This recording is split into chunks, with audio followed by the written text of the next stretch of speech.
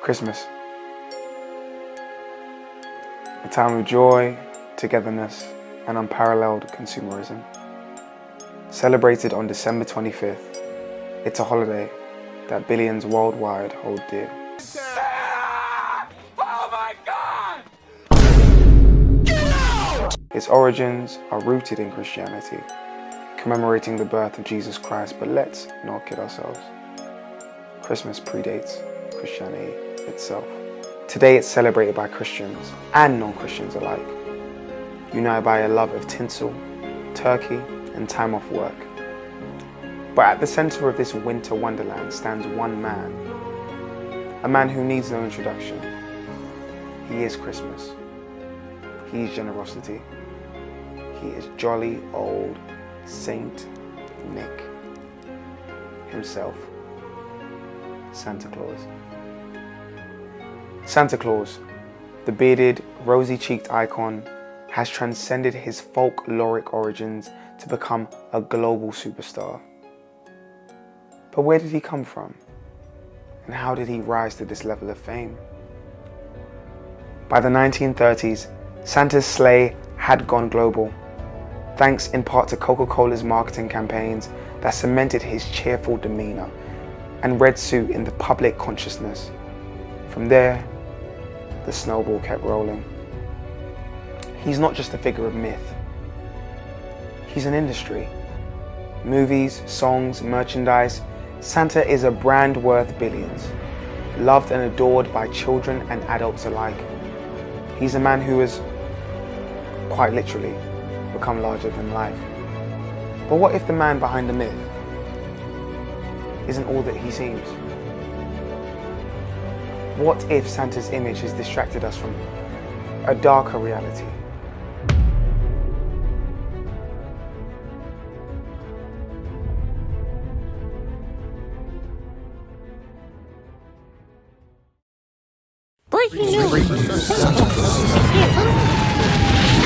For centuries, Santa Claus has been the symbol of innocence and generosity.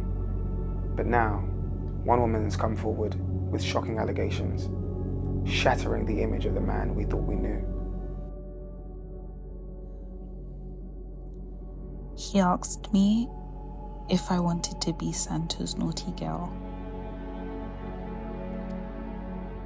I was only 8 years old. I've really just wanted the Barbie dream house. The world is left asking, do we really know Santa Claus? Why have we allowed him to operate freely and unquestioned for decades?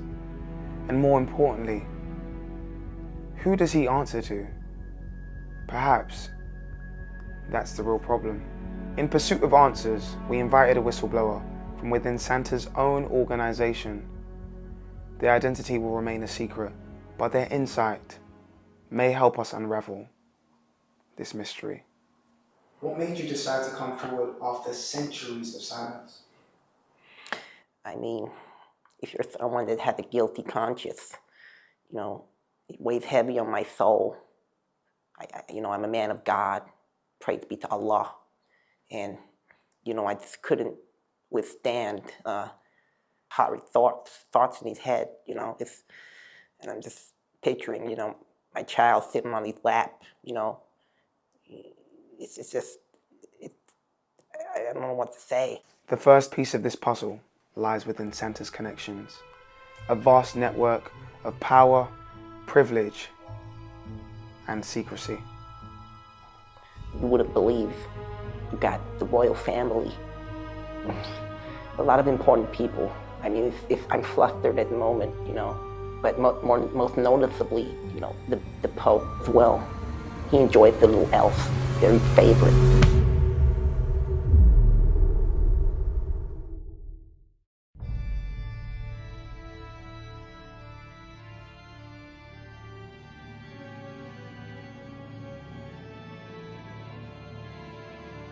Show me your friends, and I'll show you your future.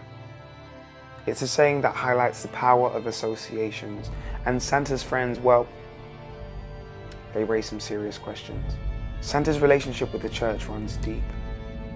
His iconic red robes and fur trim echo the garments of high-ranking clergy, and his infamous mantra, "He sees you when you're sleeping," excuse my tone, feels eerily familiar, reminiscent of doctrines of surveillance and control. The church has long been shrouded in controversy, shielding those accused of unthinkable crimes. Could Santa, a trusted figure of authority, be operating under the same protection? And it doesn't stop there. Santa's connections extend to the upper echelons of power, from the Vatican to the royal family.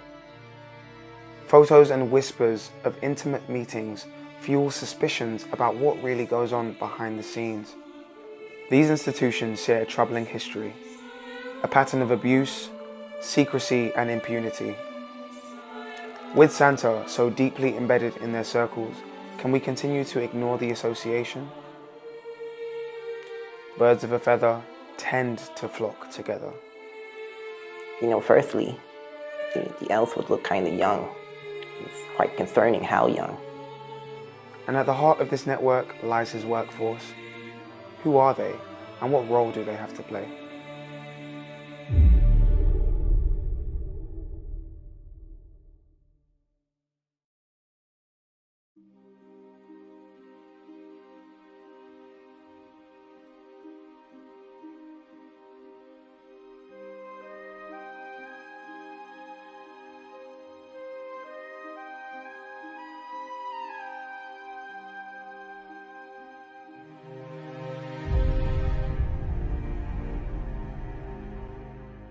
Santa's little helpers, always smiling, always working, but how much do we really know about them?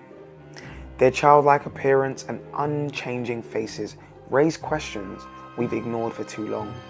Around the world, we condemn child labor, yet we celebrate a workshop where no one ages, no one grows, and no one leaves. Why? Because they're always smiling? Perhaps it's time we look past the smiles. How old, if you were to estimate, Yeah. how old do you think elves are?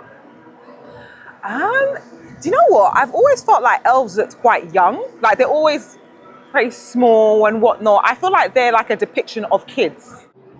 I say from 20 to 35. I think they are very young, very young. I think he go to people's house, take the kids when the mom, dad not home, and he's do the job. I mean, it's cheap. It's like going to China for the factory. You know, very cheap job, man. So you don't think any of them look like children? Coming to think of it, some actually do look like children, to be honest. I won't even lie to you. What are your feelings towards child labor? Oh, I think it's disgusting. Why would we ever be okay with child labor? It depends what country. Are we okay with elves working in a workshop, making toys, Yes, you know? yes. You know, if I was in Nigeria, I would have said yes. But we're in the UK, so you say no to child labor. Do you feel like the elves are being exploited? Yeah. You know, if you're really putting it and thinking of it in that direction, I would feel like, yeah, they're being exploited, of course. Their small stature, their perpetual youth. Are they born this way, or are they made? Where do they come from? And why does no one ever ask? For whatever reason, once they would reach a certain age, Santa would just get rid of them. And I'm like, why? But then it struck me. I'm like, wow, he's on some Leonardo DiCaprio type stuff, you know? Kept in line by fear and loyalty, these so-called helpers might just be victims of a much darker system, a much feared force. Who is Krampus. You know, he's like he's alter ego. He's the evil Santa.